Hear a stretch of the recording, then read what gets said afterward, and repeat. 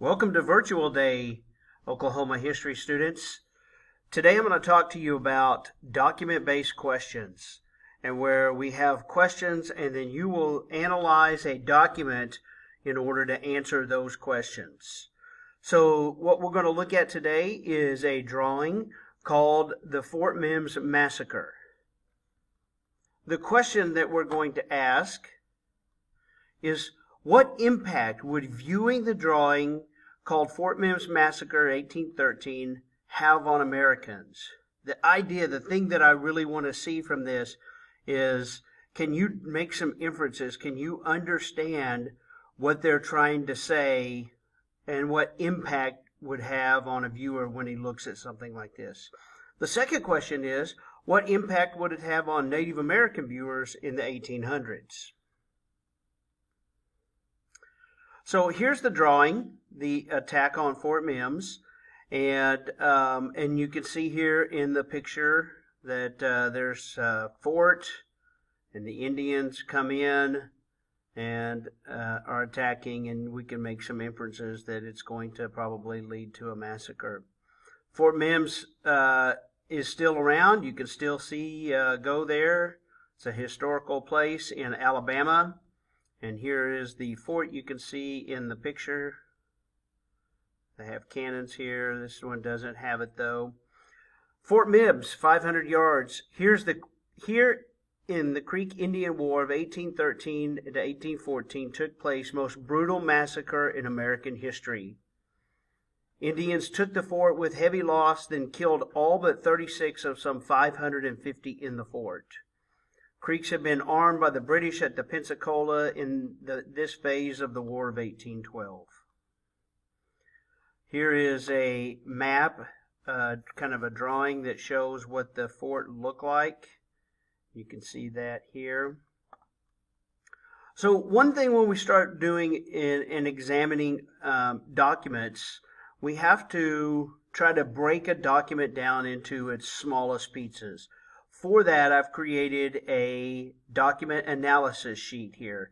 And this is what we will do when we analyze the document, is we'll find out the title, the author, the date, the analytical category, primary, secondary, possible author bias, and then we determine what are facts in the document and what are inferences that are in the document.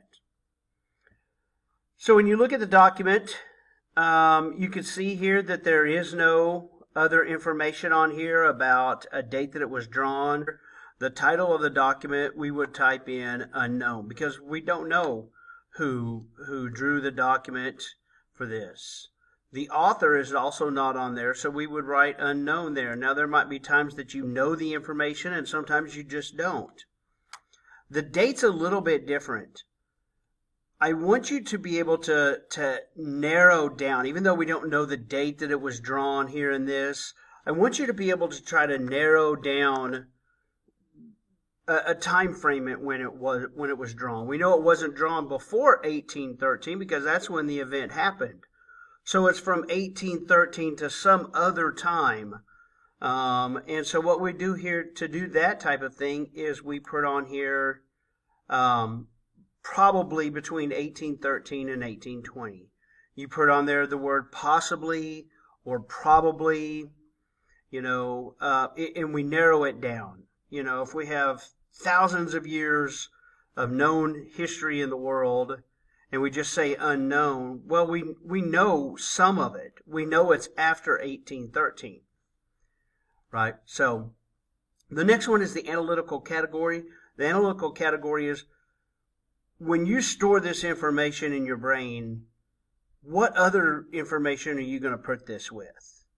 Like if you have a category in your mind of Super Bowl champions, you're not going to store this image there with the Super Bowl champions. So this would probably fit in a light category of probably Indian removal, I would say. It could possibly go in a few other places, Native American history and things like that. But for this class, we'll use it as Indian removal. Is this a primary or secondary source? It was an original document from the time period, so it would be a primary document. Possible author bias. One of the ways to determine biases is that you look on there and then you try to say who looks bad in the document. For instance, would an artist make the Americans look bad if he's trying to gain support for the Americans? And I think when you go back and you look at the picture here, you probably see the Native Americans look bad kind of in this picture because of some of the things, and we'll examine it here in a second. So it's possible you may want to do this possible author bias last, but it's probably they're biased, and it was an American that drew it.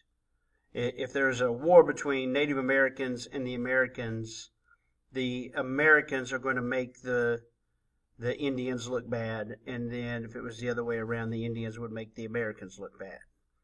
So and it's also the same thing. It's a possible author bias. So when you look at a document, we try to break it down into important facts. Important facts are facts that if you took it out of there, would it change the meaning at all? So let's go back and look at this document. And we have this document here. This guy has a hat on. Now, is that an important enough fact to mention in important facts? So the way I do it is if we just took this hat off of this guy and it's not even in or part of this picture, would it change the meaning of this picture at all? And the answer to that is probably no, just in this picture here. That's probably not the case. That's probably not going to change the meaning whatsoever. So that's not an important enough fact.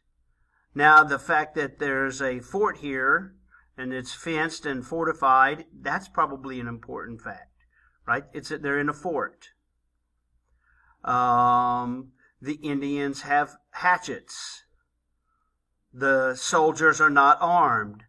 There's women and children in this image. And those are all would be important facts, okay?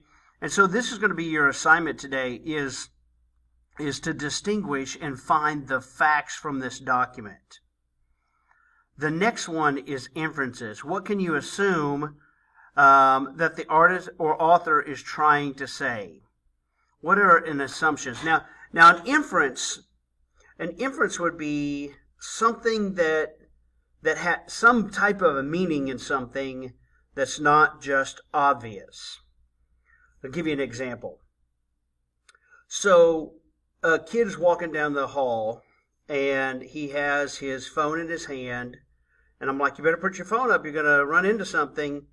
And then he walks past me, doesn't put it up, and hits a wall and falls over. And I say to him, you're a genius. Right? Now, the fact of that is I said he was a genius. Right? This is just a made-up story. But I said to him that he's a genius. But what did I really mean by that? And inferences are sometimes the opposite of what was actually said when it's said to somebody. So I'm inferring that he's really not, that he's really dumb for walking with a phone and not paying attention to where he's going, right? So I made an inference there, or you would make an inference when you heard me say that by saying that that's not really what I meant when I said he was a genius. I did not mean that he really was a genius. Okay, that's just an example of one. So what is it that this picture is trying to say to us? What can we assume without it actually saying this? So we can assume that it's a surprise attack. It's a surprise attack by the Indians. Why do I infer this? I infer this is because a lot of these soldiers don't have weapons in their hands, at least not in this picture. And the fence has been right here. The gate to this fort has been busted in. What are some other things that I can infer? Okay, I would infer that these people right here are going to be killed. If at least in the image of this picture here, I'm making the assumption that that's what's going to happen next, is that the Indians are killing this lady and this guy here and this guy here. Maybe looks like he's pleading for his life, and a lot of stuff going on. I figure like these people will be next. That's an inference. That's something that's not exactly obvious, but I have to use some reasoning and thinking powers along with that, okay?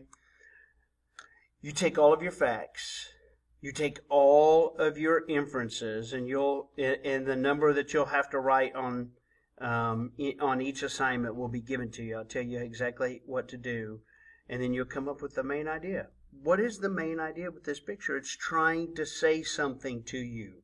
That's really what political cartoons and drawings of historical events are trying to do. They want to give you some type of meaning. So you take all of that, and then you go back and you look at the document-based questions. What impact would viewing the drawing called Fort Mims attack in 1813 have on Americans? And I want you to think about this, and I want you to process this. So I want you to write something the way what you think what the impact that they would have. Be thorough through this. Think of if you were an American and you saw this in 1813 and you saw this picture, what feeling would you have towards the Indians? Would you think, wow, we just need to make more peace with them? Or would you maybe say we need to go to war with them? Or I want you to think through it.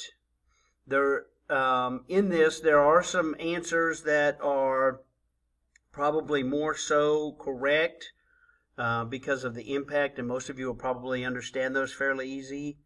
But whatever you say on what you think, I want you to justify it. Tell me why that is what you believe the impact would be. The second part of this, and you'll do this in paragraph form, what impact would it have on Native American viewers in the 1800s? So think about that and do your assignment. Your assignment's on Canvas, the Fort Mims attack or the Fort Mims massacre, and you are required to do that on virtual day. It's due tomorrow by 9:30. I'm available all day. If you have any questions or comments or anything else, send me an email and I will get back to you very quickly. So I hope you have a great virtual day, and we'll see you later. Goodbye.